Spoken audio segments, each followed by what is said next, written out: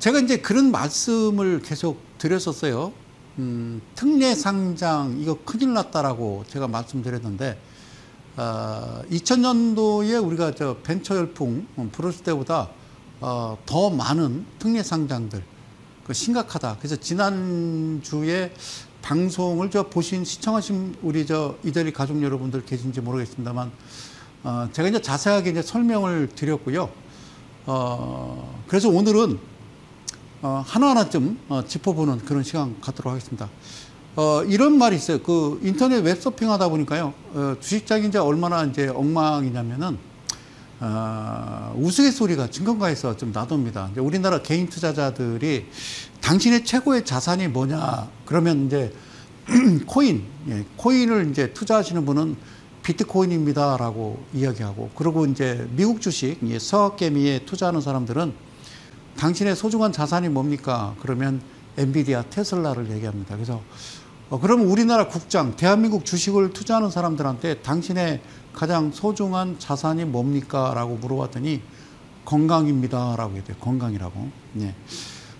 희망이 없다. 대한민국 그 주식시장이. 그래서 국장이라고 그러는데 대한민국 주식시장 탈출은 지능순이다. 그러니까 머리가 좋은 사람부터 빠져나가고 머리가 나쁜 사람은 아직까지 남아있다. 이런 허무맹랑한 그런 이야기들이 인터넷상으로 돕니다. 자, 저는요 트럼프 당선인이 이야기하는 이기가 이제 출범하는데요. 비트코인 이제 중앙은행이 금을 비축해 놓잖아요, 되게. 그런데 트럼프 대통령이 이제 2기가 이제 들어오면서 한 3년 전, 3, 4년 전만 해도 트럼프 전 대통령은 뭐라고 그러냐면 비트코인은 사기라고 했던 사람이에요. 그런데 비트코인 대통령이 되겠다. 그러니까 중앙은행이 금을 이렇게 비축하는 게 아니라 비트코인을 비축하겠다. 그거는요, 있을 수 없는 일이고요. 그럼 전 세계가 망하는 그런 말도 안 되는 허무맹랑한 어떤 소설 같은 이야기다라고 말씀드릴게요. 지금 최근에 비트코인 거래대금이 코스피 코스닥을 합친 거래대금보다 많더라. 한동안 비트코인 때문에 대한민국 시장 또 개인 투자자들이 한번 크게 아파한 적이 있었는데 또 다시 또 그런 바람이 부는 거 보면서 마음이 아픕니다. 주식이라는 건요, 정말 잘 상장이 돼서 또 상장된 그 회사들이 또 자기 보유한 어떤 지분을 팔아서 또 설비도 투자를 하고, 그 다음에 새로운 일자리도 창출하고, 이게 사실 좋은 거거든요. 주식이라는 게, 상장이라는 게. 그런데 제가 이제 여기 이제 그 방송국을 오면서요, 명동을 지나치는데, 명동에 이제 가면은 백화점들이 있어요. 뭐 롯데백화점도 있고 신세계백화점도 있고 본점이죠, 그죠? 있는데 이렇게 생각하시자고요. 한국거래소가 롯데백화점, 신세계백화점이라고 치면 그 1층에는요, 여러분들이 알고 계시는 유명한 유럽, 뭐 이태리나 프랑스 명품들이 들어와 있죠, 그죠? 가찌, 파라가모 뭐 이런 거 있잖아요, 그죠? 라이비통 뭐 이런 거 있잖아요, 그죠? 예, 제가 말씀 못 드립니다만. 그러면 그런 제품들이 대략 이제 뭐 비싼 거는 몇백만 원씩 한단 말이죠. 물론 거기 가서 구경을 해보면 참 정교하게 꼼꼼하게 뭐 장인 한 땀 한 땀, 그리고 디자인 자체가 물론 이제 그 소재도 좋고요. 정말 그 정도의 값어치를 하는구나라는 생각을 합니다. 그런데요, 뒤를 돌아서 이렇게 보면요, 그 뒤에가 그 롯데나 그 신세계백화점 뒤로 돌아가 보면 그게 여러분들 아시는 남대문 시장이에요. 그런 백화점에 팔고 있는 똑같은 제품이 남대문 시장에 가면은 3, 4만 원에 팔리거든요. 어떻게 생각하시나요? 그러니까 한국거래소가 그런 백화점이라고 그러면 일반 고객들이 백화점 가서 그런 제품들을 자신 있게 살 수 있다라는 거는 거기서 충분한 유럽 쪽에 이태리나 프랑스 쪽에 이제 그 업체하고 계약을 맺고 뭐 철저한 검수하고, 그죠? 그렇게 이제 판매를 하는 건데, 예를 들자면 저기 어디 중국에 뭐 변두리에서 만든 그 짝퉁이라고 하는 가짜 상품이 백화점에 들어와서 남대문 시장에서 3만 원, 4만 원에 팔리는 게 몇백만 원씩 팔린다라고 그러면 그거는 우리가 진짜 사회적인 문제고 큰 사기가 아닌가, 이런 생각을 해보는 거죠. 자, 지금 우리나라 시장이 왜 안 가느냐. 제가요, 지지난주에 이 자리에서 내가 뭐라고 그러냐면요, 그런 얘기를 했습니다.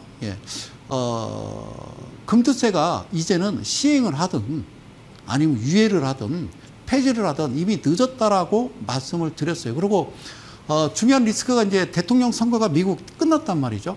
그리고 이제 마지막 하나 금리. 그러니까 미국의 중앙은행이 금리까지 내렸는데도 불구하고 안 가더라. 그러니까 일부 방송을 보면서 금투세가 이제 그 폐지가 되면 주가가 크게 올라갈 것이다. 또는 뭐 미국의 대선이 끝나면 불확실성이 끝나기 때문에 여기서부터 우리나라 시장이 갈 거라고 얘기하는데 그 이유가 아니라고 제가 말씀드렸죠. 지난 시간에. 자, 보실게요. 화면 볼게요. 자, 여러분들 제 얘기 잘 들어보시고요. 지금 여기서 보면요. 제가 뭘 해놨냐면요. S&P 500 지수, 그 다음에 대만 가권, 그리고 다우지수, 나스닥. 제가 화살표를 표시해 놓은 이 자리가 어디 위치냐면 정확한 이제 23년도에 지금 선을 그어놨는데요. 정확하게는 22년 11월 달, 예, 그 기준이 맞을 겁니다. 그래서 23년. 지난 그 2년 전, 그러니까 이때는요, 다 똑같습니다. 이때는 팬데믹이었고요. 전 세계가 팬데믹, 다 똑같았어요. 그죠? 우리나라도 마찬가지고 다 똑같았어요. 그랬다가, 이제 기준금리를 계속 내리면서 이제 유동성을 이제 풍부하게 돈을 풀었죠. 그래서 주가가 크게 상승을 했고, 우리나라도 고점 기준으로 3,300포인트까지 올라갔습니다. 그랬다가 또 조정을 줍니다. 어쨌든 파동이라는 게 있기 때문에 충분한 조정을 줬고, 제가 지금 화살표 친 이 부분부터 주가가 다시 크게 오르기 시작해서 전 세계 증시가 에브리싱 랠리를 펼쳤죠. 그래서 사상 최고가를 경신하면서 주가가 계속 올랐던 겁니다. 그런데 우리나라 증시는 어떠냐? 자, 이건 코스피고, 자, 코스닥을 제가 똑같이 화살표를 거놨습니다. 이제 코스피 이 화살표, 그다음에 코스닥. 자, 오늘 이거는 한 이틀 전에 제가 자료를 만들어서 이 방송국에 전해줬던 거고요. 2,400 밀렸고요. 700선도 밀렸습니다. 코스닥도. 자, 여기 보시면요. 이 자리부터 우리는요, 가지를 않아요. 다른 나라들은 사상 최고가를 경신하는데 우리나라만 안 갔다고요. 그러면 2년 전에 도대체 무슨 일이 있었느냐, 대한민국에. 무슨 일이 있었기 때문에 이러한 일들이 벌어지냐. 그래서 지난주에 뭐라고 그러냐면 22년 11월, 자, 보세요. 22년, 여기가 22년이에요. 22년. 자, 22년 11월에 무슨 일을 벌였냐면은 이런 일을 벌인 겁니다. 자, 주가 조작 세력이 노린다. 이런 주식 조심해야. 그래서 제가 말씀드린 게 뭐냐면 22년 11월 달에 상장 폐지 요건을 완화했다. 그 얘기죠. 그래서 여기 보시면 2년 연속 자본 잠식률 50% 이상이 되면 형식적 상장 폐지 사유에 해당되는데 이거를 완화했고요. 심사로. 그리고 코스닥 종목이요. 5년 연속 영업이익이 적자. 그러니까 5년 연속 영업 손실이 벌어지면 기업 심사를 벌여가지고 시장에서 퇴출되는 거란 말이죠. 그런데 이거 자체를 삭제를 한 때가 바로 2년 전이다. 그 얘기예요. 그렇기 때문에 안 갔던 겁니다. 그러면 이때 당시에 기존에 지금 큰 박스권을 이루면서 계속 주가가 지금 대한민국 폭락을 하고 있고 2월 달부터 저는 이 자리에서 뭔 방송을 했냐면 이거는 시장에 들어와서는 안 된다. 이런 종목 시장에 들어와서는 안 된다라고 이야기했고 신규 상장 종목 이거 추천해서는 안 된다. 그래서 이 공모주라고 하는 그러니까 각 주관사들이 이제 증권회사인데 이런 회사 그러니까 기존에 남아있는 이런 회사들이 지금 상장돼서는 안 되는데 이것 자체를 삭제시키고 완화시키고 그러고 나서 이 시장에 들어오지 말아야 될 그런 종목들을 마구마구 상장시켜서 완전히 대한민국 주식시장을 쑥대밭을 만들었다. 그래서 올 2024년 2월부터 저는 이 자리에서 이 종목 안 됩니다. 이래서는 안 됩니다. 하셔서는 안 됩니다. 하고 끝까지 꼼꼼하게 제가 말씀을 드렸죠. 이해 가시나요? 그래서 제 기억으로는 한 달 전쯤 기억나는데요. 이대로 가다가는 계속 이대로 가다가는 정말 대한민국 망합니다라는 얘기를 했어요. 그러면 이게 지금 한국거래소가 이랬다는 건 그러니까 한국거래소나 그리고 한국은행이나 금감원이나 금융이나 여기는 독립기관이 돼야 돼요. 그래서 정말 어떤 정권이 휘둘리지 않고 아주 원리 원칙대로 가야 되는 곳이 맞는데 나는 왜 상패 요건을 완화하고 5년 연속 적자 회사인데 왜 상장 폐지시키지 않고 그대로 그냥 삭제시켜버렸고 그대로 그냥 개인 투자자들이 거래를 하게 할까라고 정말 의심을 하고 싶단 말이에요. 그러면 지금 우리나라 장이 그 외국인들 입장에서 우리나라 시장을 이렇게 들여다볼 때 제가 외국인 투자 회사라도요 우리나라 회사에 안 들어옵니다. 그래서 이 방송을 빨간색 파란색 다 보실 거예요. 이거는 여러분 이 주식시장이나 금융 쪽은요 정치적인 잣대가 들어오면 안 된다라는 거예요. 이거는 이 상태로 계속 진행되고 이거를 원복시키지 않으면은 우리도 잃어버린 30년이 올 수 있다는 얘기를 예? 이 자리에서 혼자 외치는 겁니다. 다시 한번 자 보실게요. 이 그림을 보면서 무슨 생각이 드느냐. 그러면 우리가 어느 시점에서는 크게 올라서 다시 다른 나라들처럼 뭐 사상 최고치를 경신할까?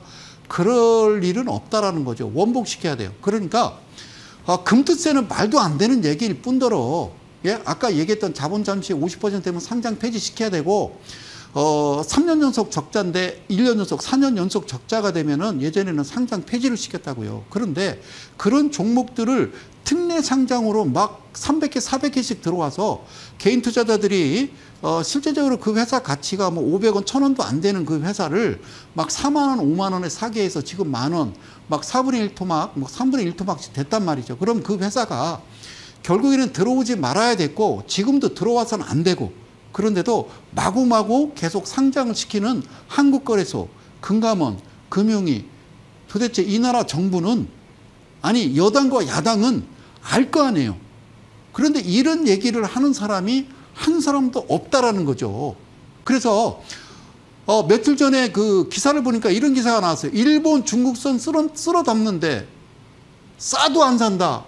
한국 왕따 굴욕. 그러면 이유가 있을 거 아니에요. 이유가 왜 그런지를 파악을 해서 이거를 원복시켜 놔야 되는 거예요. 원복시켜 놔야 된다고요. 예? 지금 여러분들 서울도 그렇고요. 뭐 부산이나 큰 뭐 광역시 뭐 특별시 이런 데 가보면 중심가라고 하는 그런 그 상가들 보면요. 한 집 건너 하나가 지금요. 우리가 코로나 때보다 더 힘들어요. 다 폐업하고 한 건물, 한 상가 건너 하나씩 여러분들 지금 다 공실입니다. 임대 붙여놨고요. 아시겠죠? 이게 지금 왜 이런지 모르겠어요. 자, 물론 이제 전 세계적으로 뭐 다 안 좋으니까 그럴 수는 있겠지만 우리나라는 특히나 그렇다라는 거죠. 그리고 지금 제가 박스를 쳐놨는데요. 일본과 중국, 대만까지 투자금이 몰리는데 K증시, 한국증시만 지금 유출이 되고 있어요. 34억 불이.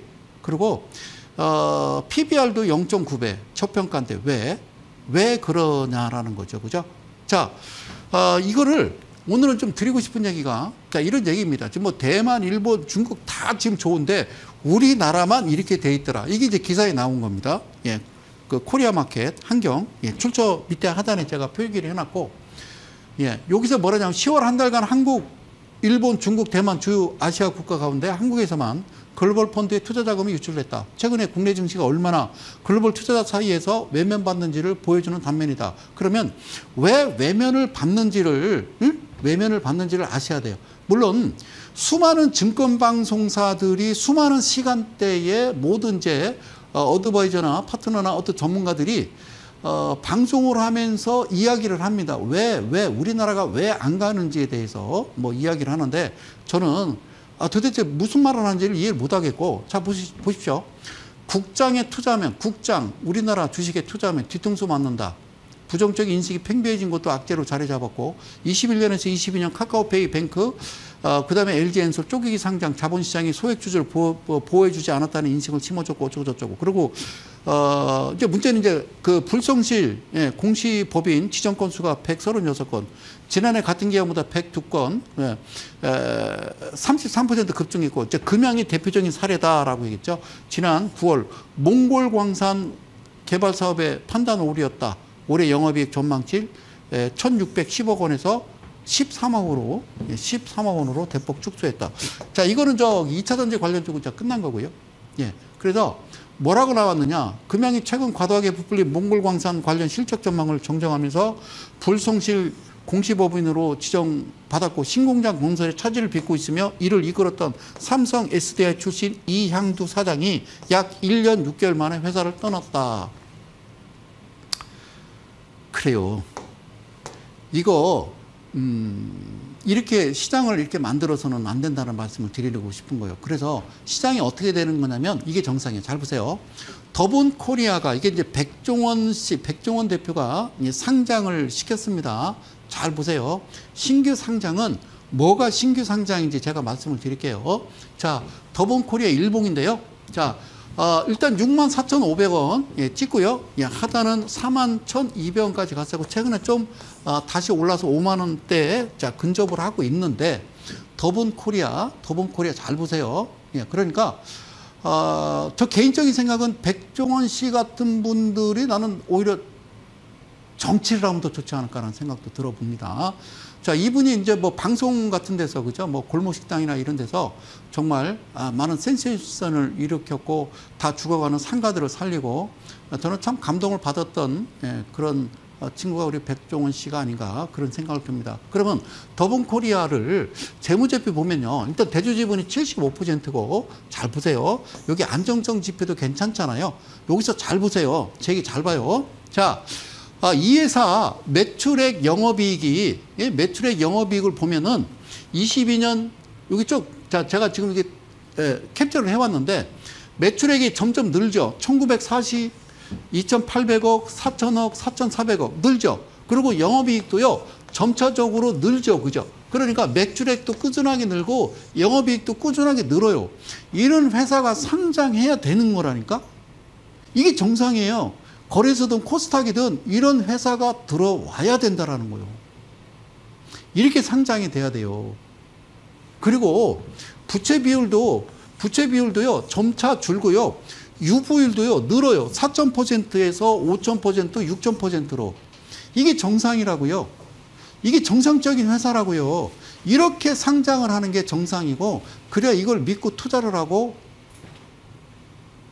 이게 진정한 공모주라 그 말이에요.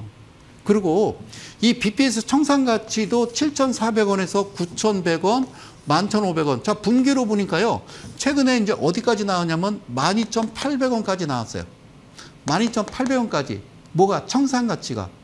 그래서 어떻게 계산하는 거냐? 이 청산가치라고 하는 이 BPS를 12,850원을 2.5배로 계산하는 거예요. 이게 룰이에요. 이 회사의 가치를 따질 때 얘를 2.5배를 계산하는 거예요. 그러면 32,130원 나와요. 이 회사가 공모가가 34,000원이었으면 이게 알맞게 이 회사의 가치에 대한 판단을 한 거예요. 그런데 기존의 특례 상장 종목들은 500원, 1000원 가치도 안 되는 그런 회사를 어떻게 수십 배 불려서 막 49,000원, 5만 원에 공모가를 선정을 합니까? 이거는 비리고 부패다 그 말이죠.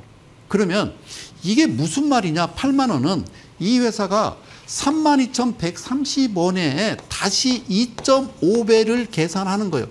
이게 선진국 지수예요. 그러니까 32,000원이라고 하는 이 금액에 다시 2.5배를 계산하면 한 8만 원 정도가 이 회사가 과열 구간에 들어가는 그 가격대가 이 가격대다 그런 얘기예요. 그러면 이 회사는 꾸준하게 성장하겠죠, 그죠? 꾸준하게 성장하겠죠. 그러면 이 회사가 8만 원까지 가려면 백종원 대표가 이제 그 말씀하셨던 게 뭐냐면 우리 그 더본 코리아가 이제 국내는 물론 해외 진출해서 뭔가 뜻깊은 사업 영역을 좀 펼쳐나가겠다. 코리아 푸드에 대해서라고 말씀을 하셨죠. 그러면 어떤 그 외국인들이 입맛에 맞는 우리 한국 음식을 개발해서 외국에도 체온지점을 늘린다라고 그러면 가치는 되게 크겠지만 어쨌든 지금 현재 상태로 봐서는 공모가도 괜찮았고 뭐 굳이 8만 원은 아니더라도 그죠? 8만 원까지는 아니더라도 뭐 지금 현재 거래되고 있는 이 금액 자체는 그렇게 잘못된 건 아닌 거죠. 이해 가셨죠? 다시 한번 매출액이 꾸준하게 늘고 영업이익이 꾸준하게 늘어나야 돼요. 계속. 그리고 이 회사의 청산 가치가 계속 늘어나는 거죠. 이런 회사가 상장을 하는 게 맞아요. 이런 회사가. 그러면 여기서 상장해서 자기가 가진 지분을 가지고 어떻게 합니까? 백종원 대표는 또 열심히 연구를 하고 또 사업 확장을 위해서 더 키워나가겠죠. 그죠? 이게 맞는데 제가 드리고 싶은 얘기는 잘 보세요. 단기 과열 종목 지정 기준이라는 게 있어요. 단기 과열 종목 지정 기준이라는 게 뭐냐면 주가 항목이 있고 거래량 항목이 있고 변동성 항목이 있는데 한번 무슨 얘기인지 모르지만 한번 읽어봐. 당일 종가가 직전 40일 거래일 종가 평균보다 30% 이상 상승한 경우. 두 번째, 거래량 항목은 뭐냐면 최근 이 거래일 평균 회전율이 직전 40거래일 회전율 평균 대비 몇 퍼센트 500% 이상 증가한 경우. 그리고 변동성 항목은 최근 이 거래일 평균 일중 변동성이 직전 40거래일 일중 변동성 평균 대비 50% 이상 증가한 경우. 이게 지정되면 3일간 거래정지나 마찬가지죠. 30분 단일가 매매가 진행되는 거예요. 그래서 기준봉 나오고 그 종가로부터 제가 3714, 2856 이렇게 이야기를 한 거라고요. 주가라는 건요, 예? 우상향으로 이렇게 가는 게 아니라 주가는, 예? 상단과 하단을 오가면서 이렇게 움직이는 거지 이렇게 가는 게 아니라고 주가는. 알겠죠? 이해 가셨어요? 그래서 Y축은 퍼센트고 X축은, 예? 기간이다라고 얘기를 했죠. 이해 갔습니까? 그리고 투자 경고 종목이라는 건 뭐냐? 투자 경고. 그러니까 투자 주의 나오고 그래도 주가가 그렇게 엉망이 되면요. 앞서 얘기한 대로 여기 이제 단기 과열 종목 지정이 되고 그 다음에도 말을 안 들으면 투자 경고를 때립니다. 그 다음에 투자 위험이고. 자, 투자 경고는 이런 거예요. 특정 종목의 주가가 비정상적으로 급등한 경우 어떤 식으로 비정상적으로 그 투자자에게 주의를 환기시키고 불공정 거래 사전에 방지하기 위해서 투자 경고 종목으로 지정을 하는 겁니다. 자, 이건 뭐다? 가수율을 억제하고 주가 급등을 진정시키는 시장의 안정화를 위한 조치다. 그래서 투자 경고 종목으로 지정되면 어떻게 되냐? 해당 종목을 매수하게 되면요. 위탁 증거금 100% 납부해야 됩니다. 증거금 100이 되는 거죠. 그죠? 신용융자로 해당 종목 매수할 수 없고요. 해당 종목은 대용 증권으로 인정되지 않는 거예요. 추가적으로 급등한다. 그럼 매매 거래 정지, 투자 위험 지정되는 거예요. 이게 어떤 기준봉이 나오고 거기서부터 28%냐 56%냐 56% 가는데 기간을 어떻게 잡아줄 것이냐. 그래서 X축, Y축을 이야기했던 겁니다. 자, 그래서 제가 주식은 개념 수리적 작품이다. 그래서 앞자리만 따서 개점, 수점, 작이다. 이어서 개수작이다. 라고 했더니 어떤 분이 그런 말씀을 하시다고 그래요. 너무 좀 자극적이고 막 선정적이다라고 얘기하는데 선정적이요? 이거는 지금 얌전한 거죠. 지금 시장으로 표기하자면. 그래서 개념이라는 건 뭐냐면 어떤 그 주식에 대한 사물이나 현상에 대한 일반적인 지식을 수학적 이론이나 이치에 맞게 작품은 안타깝지만 꾸며서 만든 일이다라는 거죠. 누가? 그들이. 왜 다시 코인에 지금 들어가십니까? 대한민국 개인 투자 여러분, 대한민국 국민 여러분. 하셔서는 안 됩니다. 믿습니까? 트럼프를. 아니 중앙은행이 중앙은행이 금을 비축하는 건 맞아요. 절대화폐니까. 근데 무슨 비트코인을 비축합니까? 비트코인 대통령? 여러분 워싱턴 DC가 뭐 어떤 데인지는 알고 얘기하시는 겁니까?